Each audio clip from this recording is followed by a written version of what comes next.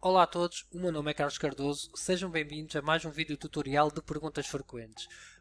Hoje o que eu vos vou mostrar é como guardar a lista de participantes de uma reunião do Microsoft Teams, mesmo quando esta já finalizou. Okay? O Microsoft Teams tem várias hipóteses, tem várias possibilidades de guardar a lista de participantes enquanto a videoconferência está a decorrer.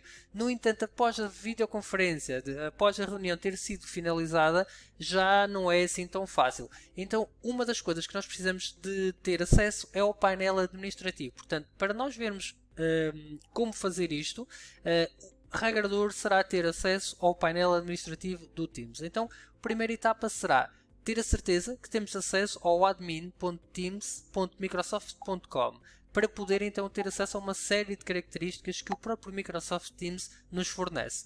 Para depois termos acesso à parte das presenças, das pessoas que estiveram presentes dentro da nossa reunião, temos que aceder a usuários. Portanto, o separador usuários é onde vocês vão encontrar o vosso usuário, ou seja, o vosso utilizador em português. E se vocês escolherem o vosso utilizador, portanto, o vosso perfil dentro do admin, vocês vão encontrar 4 separadores. Encontram a conta, voz, histórico de chamadas e políticas associadas.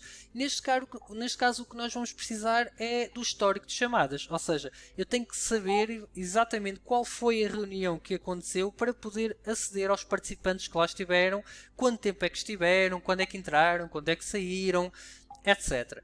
Então, dentro do histórico de chamadas, vocês vão encontrar a reunião que eventualmente participaram. Eu vou escolher aqui uma qualquer, por exemplo, foi uma reunião de há 23 dias e é importante ter esta informação que o histórico de chamadas que aqui aparece normalmente tem um prazo de um mês, ok? Portanto, é provável que vocês façam muitas videochamadas, mas eventualmente elas não ficam aqui todas listadas, elas vão desaparecendo com o tempo, portanto tenham atenção com esse pormenor. Neste caso eu vou aceder, por exemplo, a esta.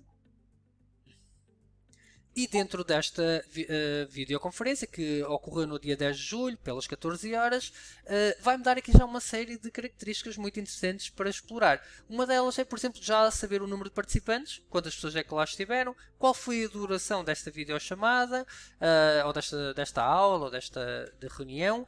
Também diz-me qual é a qualidade de áudio da reunião, o que pode ser particularmente interessante para saber se correu bem, em termos técnicos, não é? Depois também vai-me dizer basicamente os participantes que tiveram, não é? Por acaso aqui neste interface não aparece exatamente o nome, mas já vamos ver como fazer com que apareça. Aparece o tipo de sessão, aparece a duração relativamente a cada utilizador e aparece também a qualidade de áudio relativamente a cada utilizador, o que é particularmente interessante também. Mas realmente para que consigamos ver a lista das pessoas mesmo, nós temos que aceder a este ícone aqui do lado direito, que é um ícone de exibição de gráfico de Gantt, o que é fantástico porque permite rapidamente perceber o que é que está a acontecer ou o que é que aconteceu com a reunião, em que aparecem então os utilizadores, aparece aqui o nome dos utilizadores, aparece quando é que o utilizador entrou e quando é que saiu, ok? E que poderá eventualmente ter entrado mais tarde e saído. Isto é particularmente interessante em certos alunos em que entram, ok? E depois saem, depois entram outra vez, depois saem novamente. E é importante saber esta dinâmica, porque vocês assim conseguem controlar efetivamente quem é que esteve atento, quem é que eventualmente teve algum problema técnico, quem é que não esteve presente todo, para depois até enviarem a reunião caso tenha sido gravada. Portanto, existe aqui uma série de vantagens em acompanhar quem é que esteve, quando é que esteve, quanto tempo é que esteve e por aí vai. Okay? Outra situação que pode ser interessante saber aqui é como é que eu extraio esta lista ou como é que eu guardo esta lista para eventualmente uma auditoria, para eventualmente vocês controlarem mais tarde. E uma das coisas que o Teams ainda não tem aqui facilmente é guardar isto para um fecheiro.